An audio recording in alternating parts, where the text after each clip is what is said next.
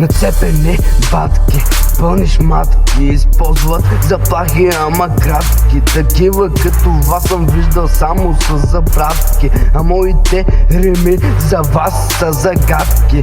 Чакам поредните си пратки, текстовете си ги пиша на тетрадки. Цигара в устата смея да кажа спазвам за женати. В Търново така стоят нещата, играя играта, ма не спазвам правилата. Не притежавам на ангела крилата, нито на дявола рогата. Просто Бог ми подава ръката. Мислиш, че пееш, а мрънка, затваряй си устата. Не съм звезда, но ще стана. Успеха няма да го спечеля, ще го открадна.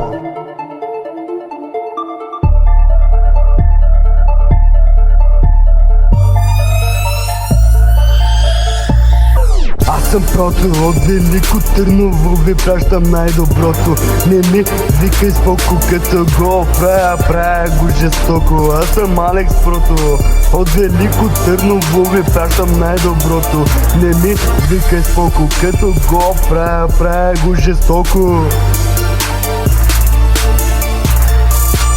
Като стрелям право в главата.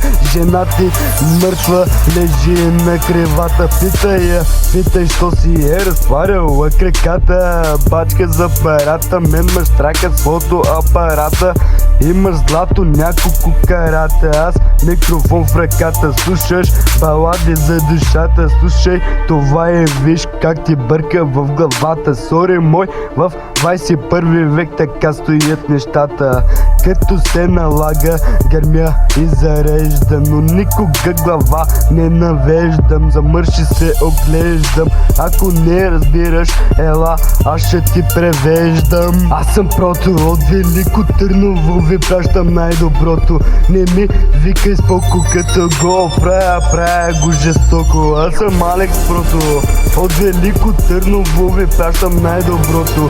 Не ми викай споко, като го правя го жестоко. Аз съм Прото от Велико Търново, ви пращам най-доброто. Не ми викай споко, като го правя го жестоко. Аз съм Алекс Прото от Велико Търново, ви пращам най-доброто. Не ми викай споко, като го правя го жестоко.